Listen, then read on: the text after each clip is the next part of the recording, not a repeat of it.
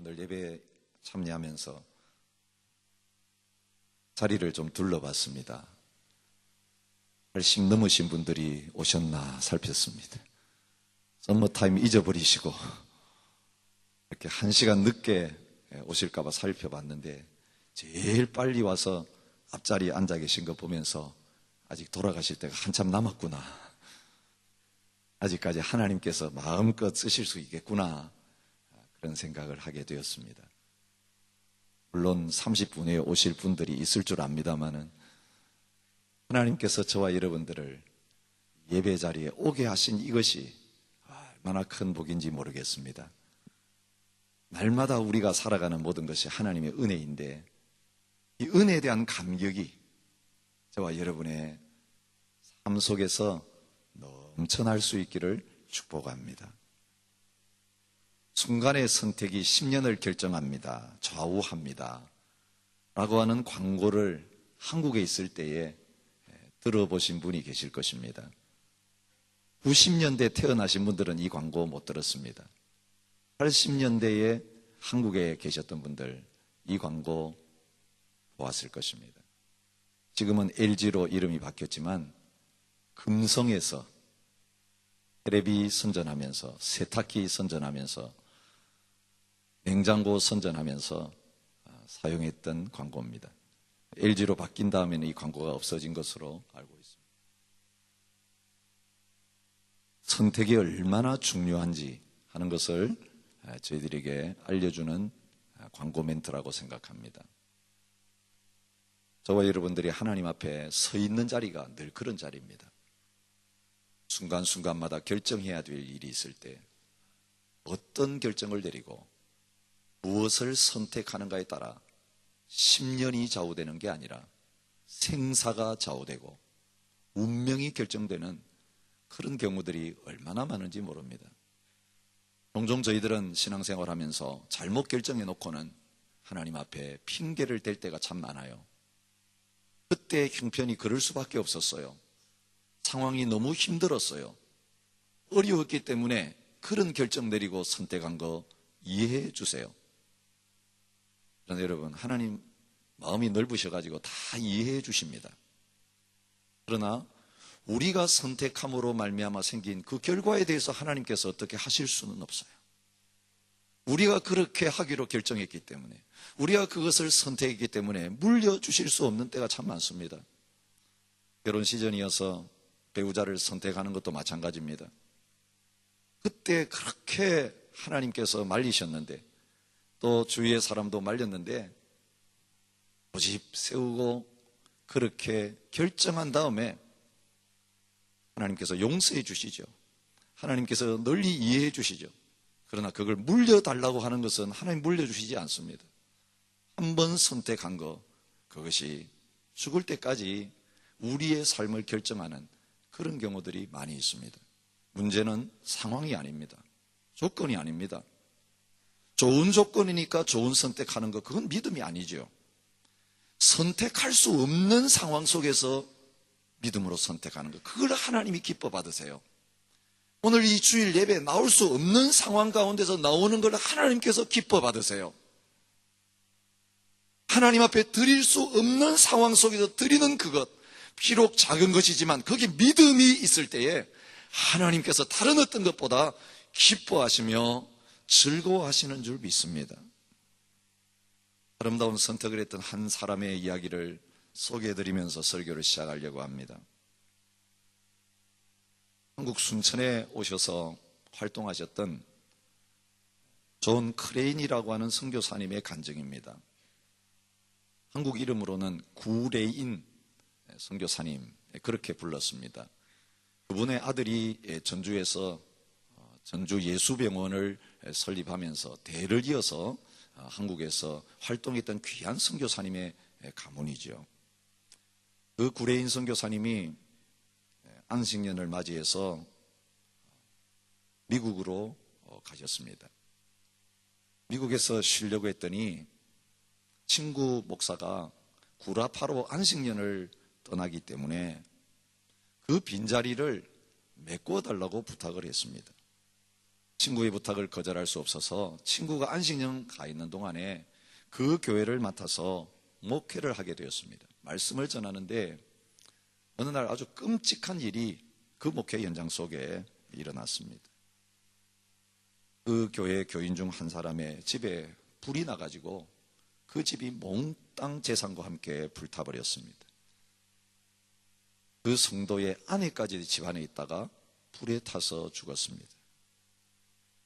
그런데 바로 그 집안에 설상가상으로 캠프 갔던 아들이 수영하다가 물에 빠져 죽은 시체로 발견이 되었습니다. 장례식을 치르는데 엄마의 관이 한쪽에 놓여 있고 아들의 관이 한쪽에 놓여 있는 그 기가 막힌 상황 속에서 아내를 잃어버리고 아들을 잃어버린 그 성도를 앉혀놓고 장례식을 치르게 됩니다. 무슨 말씀으로 전해야 될지 기가 막힌 상황입니다. 많은 조객들이 그 슬픈 소식 듣고 찾아와서 이제 설교 말씀을 기다리고 있습니다. 한참의 침묵 기간이 지난 다음에 그 선교사님이 드디어 입을 열었습니다. 미스터 스미스, 이제 당신은 하나님을 원망할 수도 있습니다. 하나님을 원망해도 되는 충분한 이유가 있습니다. 지금 이 시간 당신은 하나님 욕하고 떠나갈 수 있습니다.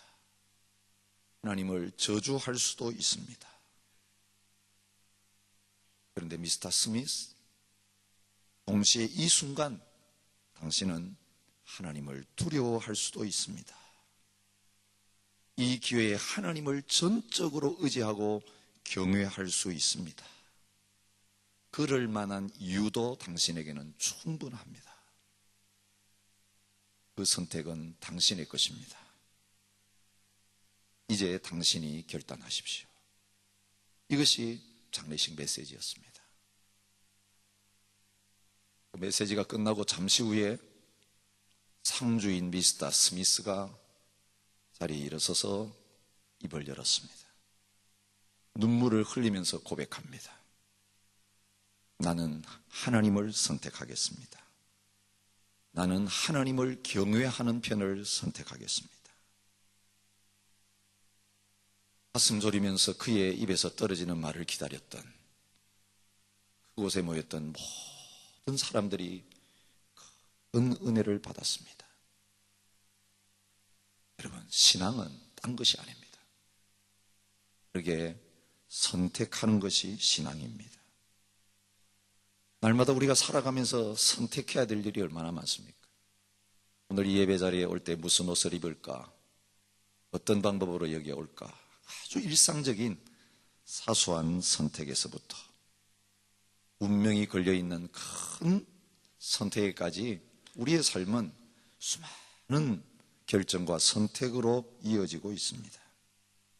근데 무엇이 그런 선택을 하게 만듭니까? 우리가 무엇을 중요하게 생각하고 있는가? 무엇을 믿고 있는가에 따라서 우리는 그런 결정과 선택을 하게 되어 있습니다. 선택이 우리의 믿음을 드러내 주는 것입니다.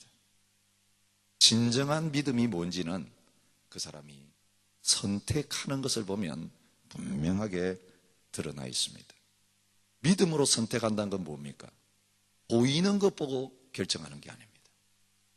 보이지 않는 것을 보고 결정하는 것이 믿음의 선택입니다. 왜냐하면 믿음은 바라는 것들의 실상이요, 보지 못하는 것들의 증거이기 때문에 그렇습니다. 하나님이 살아계시는 거 알기에, 아무도 보지 않는 데서 죄 지을 수 있는데 죄 짓지 않고 뛰어나오는 것, 그것이 믿음으로 선택한 것입니다. 하나님의 약속의 말씀 하나 붙들고 뛰어내리라고 할 때에 죽는 줄 알면서 믿음으로 벼랑 끝에서 뛰어내리는 그것이 믿음으로 선택하고 결정한 것입니다. 믿음의 선택이 얼마나 우리에게 중요한지를 보여주는 사건들이 성경에 가득합니다. 아담 하와는 선악을 알게 하는 나무의 열매를 선택할 수 있었고 생명을 주는 나무를 선택할 수 있었는데 후손들의 운명이 결정되는 그 중요한 자리에서 먹음직스럽고 보암직스럽고 탐스러운 것을 보고 눈에 보이는 대로 선악을 알게 하는 나무의 열매를 선택함으로 말미암아 자신과 모든 인류를 타락 가운데로 빠지게 했던 것을 우리가 보게 됩니다. 75년 동안이나 정들어 살던 그 땅을 떠나라고, 한 번도 가보지 못한 가나안 땅으로 가라고 말씀하신 하나님 말씀 앞에서 아브라함은 눈에 보이는 것들을 선택하지 않았고 말씀하신 하나님을 선택해서 출발하고 떠남으로 말미암아 믿음의 조상이 되고 믿음의 가문을 일으키고 믿음의 민족을 세우는 복된 자리에 있었던 것을 성경은 보여주고 있습니다.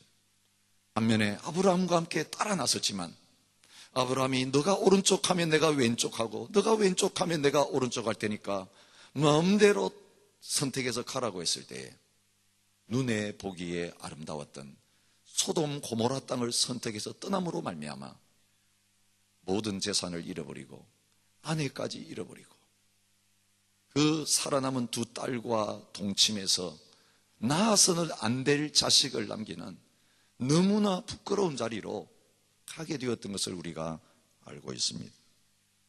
모세는 바로의 왕궁에서 40년 동안 양육받고 그대로 있으면 애굽을 다스리는 왕이 될 수 있었음에도 불구하고 하나님의 백성들과 함께 고난받는 것을 더 좋아해서 그것을 선택함으로 말미암아 왕궁에서 도망자의 신세로 전락하는 그 자리에 섰지만 민족을 구원하는 하나님의 귀한 뜻을 이루는 자리에 쓰임받았던 것을 우리는 잘 알고 있습니다. 룻은 시어머니 나오미가 나를 떠나가라고 떠나가는 그 동서편에 서라고 하는 부탁을 받았지만 그 민족을 선택하지 않고 떠나가는 편을 선택하지 아니하고 나오미를 따르기로 결정하면서 어머니의 하나님이 나의 하나님이 되실 것입니다. 어머니께서 죽으시는 그 자리에서 나도 죽을 것입니다. 믿음으로 선택함으로 말미암아 아무 희망 없는 한 늙은 과부를 따라서 아무 재산 없는 그 베들레헴으로 돌아왔지만 예수님의 조상이 되는 거기서 새 남편을 만나고 기업을 차지하게 되는 아름다운 결과를 얻었던 것을 볼 수 있습니다. 가나안 땅에 들어온 다음에 여호수아는 남아있는 백성들에게 도전하고 있습니다. 그러므로 이제는 여호와를 경외하며 온전함과 진실함으로 그를 섬기라. 너희 조상들이 강 저쪽과 애굽에서 섬기던 신들을 치워버리고 여호와만 섬기라. 만일 여호와를 섬기는 것이 너희에게 좋지 않게 보이거든 너희 조상들이 강 저쪽에서 섬기던 신들이든지 또는 너희가 거주하는 땅에 있는 아모리 족속의 신들이든지 너희가 섬길 자를 오늘 택하라. 오늘 오직 나와 내 집은 여호와를 섬기겠노라. 아름다운 결단을 내리는 모습을 보여주고 있습니다. 사랑하는 성도 여러분, 저와 여러분들의 선택의 결과는 생과 사를 가르는 것일 수가 있습니다. 우리의 남은 삶의 운명을 결정하는 것일 수가 있습니다. 하나님은 항상 우리 앞에 그 두 가지 선택을 두시면서 결정하라고 말씀하십니다. 신명기 11장 26절부터 28절에서 가나안 땅에 들어가기 전에 이스라엘 백성들에게 말씀하십니다. 내가 오늘 복과 저주를 너희 앞에 두나니. 신명기 30장 15절부터 18절에서 똑같은 말씀이 나옵니다. 보라, 내가 오늘 생명과 복과 사망과 화를 내 앞에 두었나니 곧 내가 오늘 내게 명령하여 내 하나님 여호와를 사랑하고 그 모든 길로 행하며 그의 명령과 규례와 법도를 지키라 하는 것이라. 그리하면 내가 생존하며 번성할 것이요 또 내 하나님 여호와께서 내가 가서 차지할 땅에서 내게 복을 주실 것임이니라. 그러나 내가 만일 마음을 돌이켜 듣지 아니하고 유혹을 받아 다른 신들에게 절하고 그를 섬기면 내가 오늘 너희에게 선언하노니 너희가 반드시 망할 것이라. 너희가 요단을 건너가서 차지할 땅에서 너희의 날이 길지 못할 것이니라. 여러분, 날마다 말씀 앞에 서는 저와 여러분들이 그 말씀 앞에 설 때마다 생명과 죽음 사이에 갈림길에 서 있다는 사실을 기억하면서 운명이 걸린 이 선택의 자리에서 믿음으로 결정하고 선택하는 이 삶을 계속해서 이어나가시는 은혜가 있으시기를 축복합니다. 오늘 우리에게 주신 이 본문은 두 도시의 운명이 그들의 선택에 따라서 바뀌고 있는 것을 보여주고 있습니다. 오늘 이 말씀은 우리가 잘 아는 대로 엘리야가 승천한 다음에 엘리야를 이어서 선지자가 되었던, 그의 후계자가 되었던 엘리사가 선지자가 된 다음에 제일 먼저 행했던 사건입니다. 따라오지 말라, 따라오지 말라 그렇게 말리는데도 엘리사는 끝까지 엘리야를 따릅니다. 원하는 게 있었습니다. 당신의 성령이 하시는 역사가 갑절이나 내게 있게 하소서. 여러분, 2배를 받는 것은 장자를 가르칩니다. 그 당시에 도시마다 이 엘리야가 가르치던 선지자가 있었습니다. 50명씩 있었던 것을 열왕기 하 1장에서 우리가 2장에서 볼 수 있습니다. 그 선지자들 가운데 누구를 후계자로 택하는가? 그 운명이 걸린 자리에서 장자가 2배를 차지하는 것처럼 제가 바로 그 자리에 있기를 원합니다라고 했습니다. 다른 어떤 것 구하지 않았습니다. 선지자의 삶을 사는 데 가장 중요한 게 무엇입니까? 성령님께서 함께 하시면서 역사해 주시는 것입니다. 아무리 후계자가 되었다 할지라도 그 영적 권세와 능력 없으면 사람일 뿐입니다. 사람의 일을 하는 것에 그칩니다. 여러분, 오늘 하나님의 교회의 영적인 직분들도 마찬가지입니다. 많은 분들이 직분을 구할 수 있습니다. 그러나 거기에 성령의 역사가 함께하지 아니하는 그런 사역이라면 그것은 별 볼 일 없습니다. 누가 그 자리에 있어도 할 수 있는 그 결과 이상 될 수 없습니다. 하나님께서 저와 여러분들에게 어떤 자리에 세우실 때에 어떤 그 직분을 구함보다도 주님, 이 일을 제대로 해낼 수 있도록 성령의 능력을 허락하여 주시옵소서. 나의 일을 하는 것이 아니라 하나님이 시키시는 일을 하나님의 능력으로 감당하는 그 자리에 서기를 원합니다. 여러분, 이런 소원들이 저와 여러분의 소원이 될 수 있기를 바랍니다. 뭘 구해야 될지를 바로 알고 바르게 구할 때 하나님은 응답해 주셨습니다. 그리고 엘리야가 떠난 다음에 응답의 열매가 나타나기 시작합니다. 엘리야가 남겨온 그 옷자락을 붙들고 요단강을 건너서 오려고 하는데 헤엄쳐 건너온 것도 아니고 배 타고 건너온 것도 아니고 건너갈 때하고 마찬가지로 엘리야가 했던 것과 또 마찬가지로 그 옷자락을 가지고 요단강을 갈라서 걸어오는 역사가 일어납니다. 아, 엘리야는 떠났지만 엘리사가 계속해서 하나님 일을 한다는 것을 하나님이 엘리사 본인과 그것을 보고 있었던 모든 사람들에게 증거해 주시는 사건이었습니다. 강을 건너는 사건 말고 평범한 한 사람이었던 엘리사가 이제는 하는 일들을 통해 그가 다른 사람이 되었다. 평범한 한 사람을 대하는 결과가 나타나는 것 아니고 지나가는 나그네 한 사람을 어떻게 대하는가에 따른 그 결과가 그에게 반응하는 도시와 사람들에게 나타나는 것 아니고 하나님의 사람이 된 하나님을 대리하는 자리에선 이 엘리사를 어떻게 대했는가가 하나님을 어떻게 대하는가와 같은 그 결과가 나타나는 것을 두 도시를 통해서 보여주시는 것입니다. 첫 번째 도시가 어떤 도시입니까? 그가 방문했던 첫 번째 도시, 첫 번째 사역지는 여리고 성이었습니다.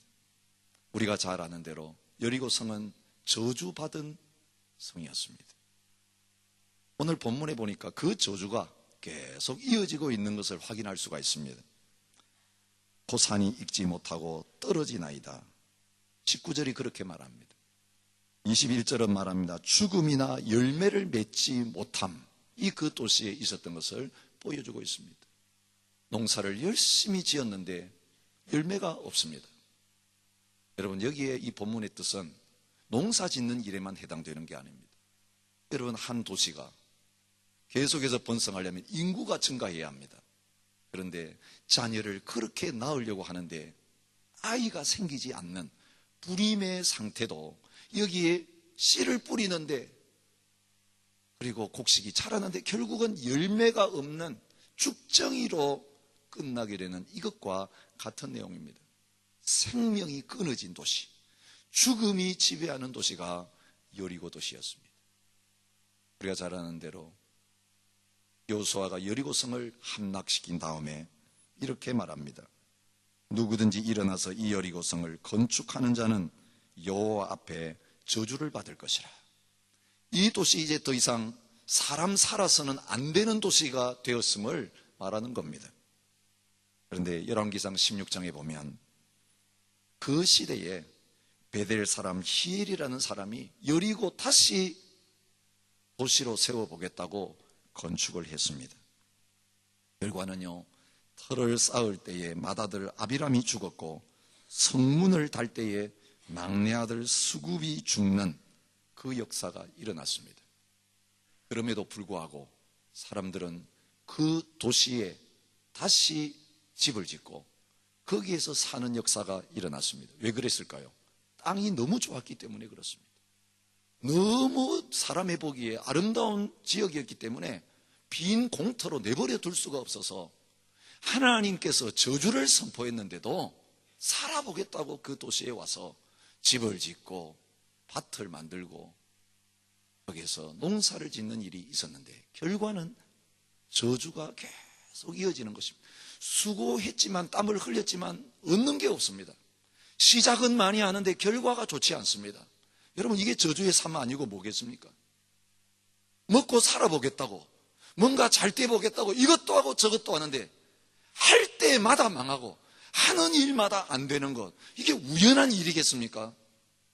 만약 오늘 저와 여러분의 삶 속에 그런 일이 있다면 무엇이 잘못되었는가, 그 출발점을 다시 확인하는 그런 시간이 되시기를 진심으로 축복합니다. 하나님이 함께 하시고 복을 주시면 수고한 대로 먹을 것이라고 분명히 약속했습니다. 100배, 60배, 30배 결실이 있게 될 것입니다. 그런데 여러분, 땅이 저주를 받고 열매를 맺지 않는 것은 언약의 말씀에 따른 결과입니다. 레위기 26장 20절에 보니까 너희의 수고가 헛될지라 땅은 그 산물을 내지 아니하고 땅의 나무는 그 열매를 맺지 아니하리라. 말씀, 언약의 말씀대로 순종하고 살지 않으면 삶 속에서 이런 결과가 나타난다고 했는데 그대로 된 것입니다. 신명기 28장 40절에도 내 모든 경내에 감람나무가 있을지라도 그 열매가 떨어지므로 그 기름을 내 몸에 바르지 못할 것이며. 여러분, 이 농사라고 하는 것을 예로 드시면서 하나님 앞에 우리가 바로 믿음으로 살지 않으면 그런 결과가 생긴다고 말하고 있습니다. 그 원인이 물이 나빴기 때문이라고 19절은 가르쳐주고 있습니다. 믿음의 물줄기가 제대로 흘러가지 못하고 있었습니다. 그러다 보니까 그 생명을 살리는, 땅을 살리고 곡식을 살리고 사람 살리는 그 생명의 근원이라고 할 수 있는 그 물이 좋지 않아서 열매가 떨어지는, 생명이 잉태되지 않는 그 자리까지 가게 된 것입니다. 그런데 여러분, 이 좋지 않은 물이 고쳐지는 놀라운 역사가 엘리사의 방문을 통해서 일어난 것을 오늘 성경이 보여주고 있습니다. 물이 고쳐졌습니다. 그때부터 열매가 맺히기 시작합니다.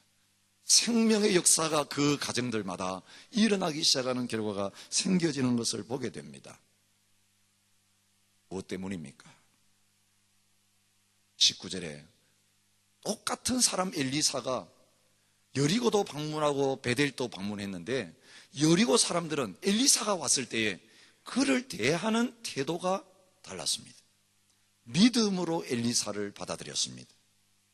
그 성읍 사람들이 엘리사에게 말하되 우리 주인께서 보시는 바와 같이 이 성읍의 위치는 좋으나 물이 나쁨으로 토산이 익지 못하고 떨어지나이다. 그 도시의 가장 중요한 문제를 엘리사에게 가져가서 부탁하고 있는 것을 보게 됩니다. 그러면서 엘리야를 어떻게 부르고 있습니까? 우리 주인이여, 그렇게 부르고 있습니다. 사람으로 대하는 게 아니라 하나님께서 이 엘리사를 선지자로 세우셨기에 우리가 당신을 우리의 주인으로 인정합니다. 그에게 하나님이 부여하신 영적인 권위를 인정하면서 하나님께 기도하듯이 하나님의 사람 엘리사에게 그들의 근본적인 문제를 알려드리면서 해결해 달라고 부탁하고 있는 것을 보게 됩니다. 여러분, 우리가 어떤 사람을 인정한다고 하면서 그에게 도움을 요청하지 않는 것은요, 인정하지 않는 것입니다. 무시하는 겁니다. 당신이 능력이 있는 것을 인정합니다 해놓고 어려움 당할 때에 다른 사람 찾아다니면서 도와달라고 하는 것은 그 사람의 능력을 인정하지 않는 것입니다. 당신이 똑똑한 줄 인정한다 해놓고 어려운 문제 있을 때에 물어보지 않는 것은 그 사람이 미련하다라고 사실은 생각하는 것입니다. 어려운 일이 있을 때 먼저 하나님께 기도하지 않고 기도의 능력을 신뢰하지 않는 것은 하나님이 살아계신 것을 안 믿는 것입니다.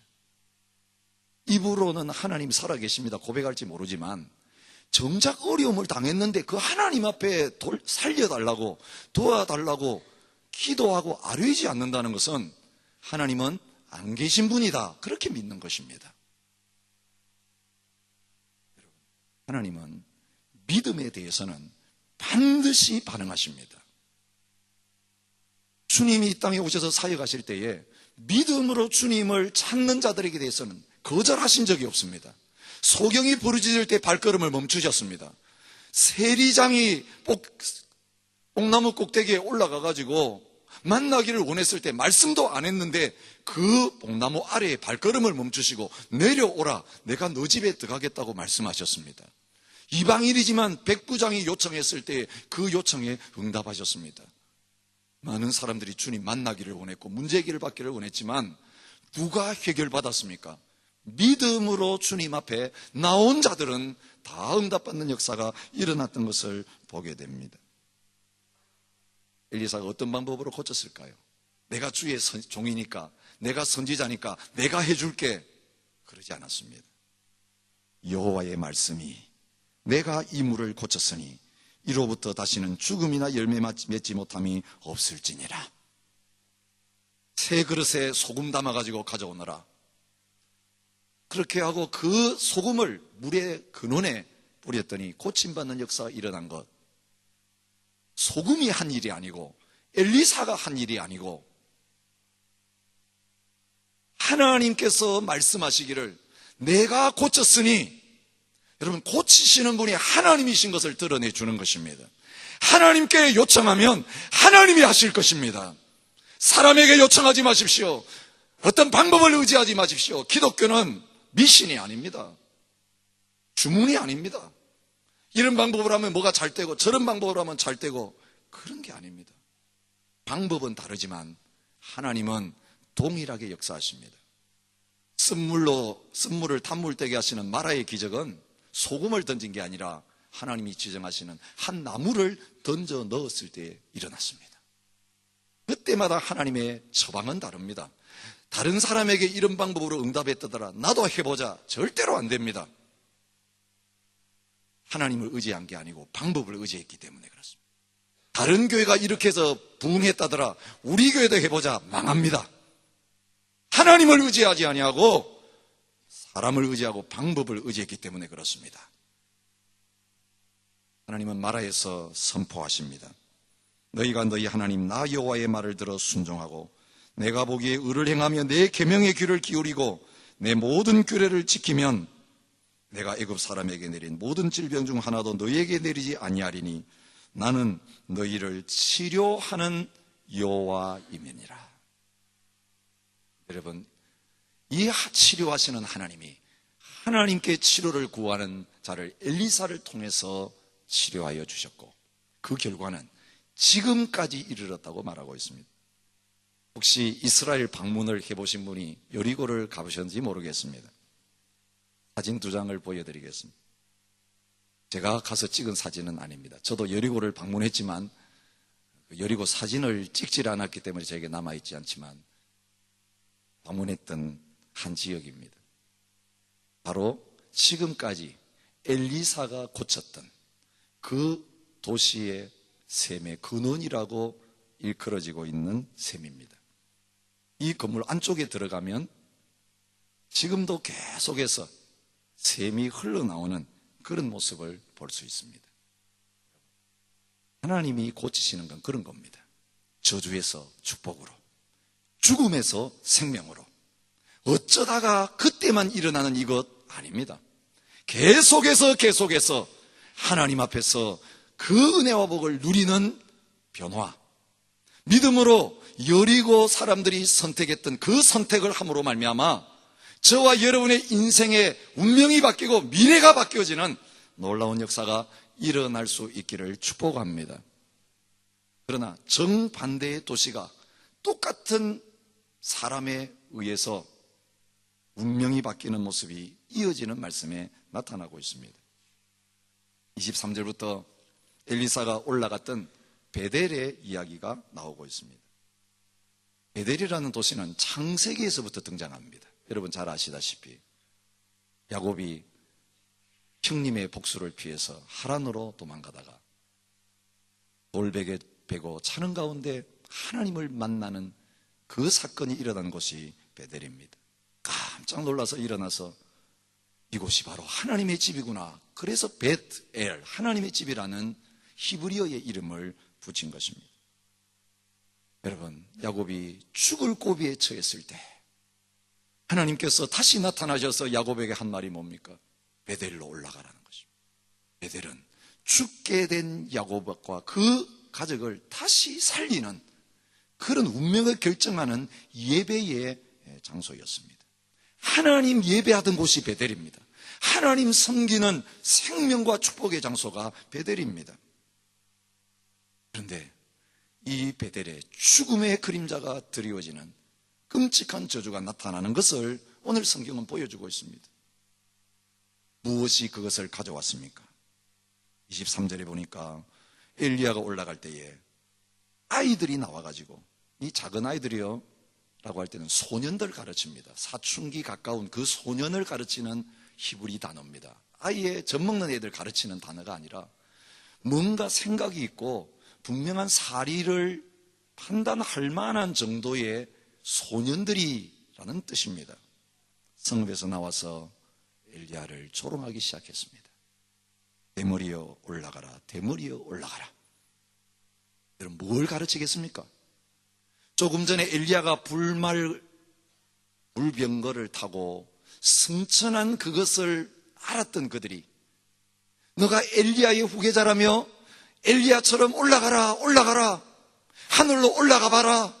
여러분 하나님이 행하시는 그 일을 조롱하고 비난하는 그런 반응인 것입니다. 여리고 사람들이 주인이여 라고 와서 엎드리면서 가장 힘들고 어려운 문제들을 부탁하는 그 태도와는 정반대의 태도입니다. 여러분 아이들이 그렇게 했다는 건 뭘 뜻할까요? 베델 도시 자체가 어른들 역시 하나님께 예배하고 하나님을 인정하는 도시가 아니라 하나님을 무시하고 하나님을 배반한 도시였으며 사람들인 것을 보여주고 있습니다. 우리 잘 알고 있습니다. 열왕기상 12장에 보면 여로보암이 왕이 되었을 때 그 백성들이 예루살렘에 가서 예배할까 봐서 금송아지를 베델과 단에 세워놓고는 이곳이 성전이다, 이 금송아지가 하나님이다, 여기에서 금송아지를 섬기라, 그랬던 장소가 베델입니다. 이 우상 숭배가 가득했던 도시입니다. 하나님께서 하나님을 섬기지 아니하고 우상을 섬기는 자들에 대해서 레위기서를 통해서 언약적인 저주를 맹세하셨습니다. 레위기 26장 21절부터 22절에 보면 너희가 나를 거슬러 내게 청종하지 아니할진대 내가 너희의 죄대로 너희에게 7배나 더 재앙을 내릴 것이라. 내가 들 짐승을 너희 중에 보내리니 그것들이 너희의 자녀들을 움키고 너희 가축을 멸하며 너희의 수요를 줄이리니 너희의 길들이 황폐하리라. 여러분, 말씀에 약속된 그 저주가 그대로 임하는 사건이 암콤이 나와서 아이들을 물어 죽인 사건입니다. 예레미야 5장 6절에도 하나님을 떠나고 우상을 숭배하던 이스라엘 백성들에게 예레미야 선지자를 통해서 내린 저주입니다. 그러므로 수풀에서 나오는 사자가 그들을 죽이며 사막의 이리가 그들을 멸하며 표범이 성읍들을 엿본즉 그리로 나오는 자마다 찢기리니 이는 그들의 허물이 많고 반역이 심함이니이다. 여러분, 하나님의 말씀은 약속한 그대로 우리가 그 말씀 앞에 순종하느냐 거역하느냐에 따라 그대로 성취되는 것을 보여주고 있습니다. 한 도시가 하나님을 인정하거나 믿음으로 하나님 앞에 나갔는가, 하나님을 거역하는 불신앙으로 하나님 앞에 나갔는가에 따라 이런 무서운 정반대의 결과가 생겨지는 것을 보여주고 있습니다. 오늘 주님은 저와 여러분들에게 저희 교회를 향해서 믿음으로 선택하기를 요구하고 계십니다. 어떤 상황이든지 상관없이 우리가 그 상황을 핑계대지 말고 하나님을 섬기기로 결정하고 하나님의 말씀을 따르기로 결정하든지 아니면 내 생각대로 결정하고 할 것인지 그것을 결단하라고 말씀하십니다. 말씀을 맺기 전에 믿음으로 결정했던 한 소녀의 스토리를 여러분에게 소개시켜드리고 말씀을 맺겠습니다. 제가 보여드리는 이 그림 속에 한 소녀의 사진이 등장합니다. 1999년 4월 20일, 지금부터 15년 전 미국 콜로라도주 덴버의 남쪽 조그마한 도시인 리틀톤이라는 도시에 있었던 콜럼바인 고등학교에서 일어난 사고와 이 소녀는 관련되어 있습니다. 학교 불량 서클에 가입해 있었던 두 학생이 히틀러의 생일에 총을 들고 학교에 들어와서 난사했습니다. 12명의 학생, 교사 1명이 현장에서 죽었습니다. 나중에는 이 용의자 두 사람도 자살해서 총 15명이 목숨을 잃는 일이 일어났습니다. 사건이 끝나고 생존해서 돌아왔던 아이들이 이 소녀의 이야기를 전하기 시작했습니다. 그 현장에서 총에 맞아 죽었던 17살의 소녀 캐시 버넬이라고 하는 소녀의 이야기입니다. 총을 들고 교실에 들어와서는 소리치는 일이 있었습니다. 너희들 가운데 예수 믿는 사람이 있으면 나와. 그럴 때 책상 밑에 들어가가지고 벌벌 떨고 숨어 있었던 이 소녀가 그 앞에 나왔습니다. 캐시 앞에 총을 겨누고 묻습니다. Do you believe in God? 너 하나님 믿어? 하나님 안 믿겠다고 하면 맞아 죽지 않고 살 수 있는 기회였습니다. 소녀가 침착하게 그 질문 앞에 대답합니다. Yes, I believe in God. 나 하나님 믿어요. 총뿌리를 목에다가 더 가까이 겨누면서 신경질적으로 한마디를 던졌습니다. There's no God. 하나님은 없어. 하나님 없다는 이 범인 앞에서 캐시는 담대하게 이렇게 대답했습니다. Yes, there is God. And you need to follow His path. 하나님 살아계세요. 당신도 그 하나님의 길을 따라야 돼요. 말을 마치자마자 총구는 불을 뿜었고 소녀는 그 자리에 쓰러져 생명을 거두었습니다. 여러분, 이 캐시 버넬은 사춘기를 지내면서 자기를 총으로 쏜 그 친구들과 마찬가지로 타락한 삶을 살았더랬습니다. 마약과 술과 사탄을 숭배하는 그 자리에 빠졌습니다. 부모님은 참 경건한 분인데 방황하는 시간을 보냈습니다. 자기 하고 싶은 거 못하게 한다고 생각해가지고 부모를 죽이고 자기도 자살하겠다라고 부모에게 협박했던 소녀가 바로 이 사람입니다. 1997년 봄, 그 사건이 일어나기 2년 전에 부모가 억지로 끌고 가다시피 해서 보냈던 교회 수련회 저녁 집회에서 자기를 위해 십자가에 죽으신 예수 그리스도를 인격적으로 만났습니다. 그리고 그의 삶은 완전히 변화되었습니다. 순교하기 몇 달 전 학교에 친한 친구에게 이렇게 말했다고 합니다. 이제 나는 하나님이 요구하신다면 내 생명을 하나님께 드릴 수 있을 것 같아. 1년 전 그의 일기장에는 이렇게 적혀 있었습니다. 나는 나의 하나님을 위해 죽고 싶다. 나는 나의 믿음을 위해 죽을 것이다. 그것은 나를 위해 돌아가신 예수님을 위해 내가 할 수 있는 가장 작은 일이다. 여러분, 이 캐시 버넬의 순교 이야기가 알려진 다음에 학교마다 학생들이 국기개양대 앞에 모여서 기도하는 일이 일어나기 시작했습니다. I believe in God.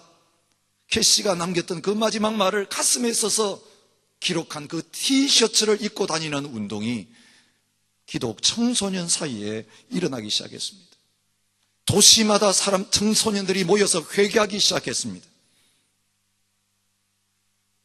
미국 수도 워싱턴에서는 40만 명의 기독 청소년들이 모여서 주님을 제대로 따르지 못했던 것을 회개하면서 주님께 돌아오는 역사들이 일어났습니다. 그것이 지금도 전 세계 곳곳에서 벌어지고 있는 더 콜이라고 하는 청소년 회개 운동의 시작이 되었습니다.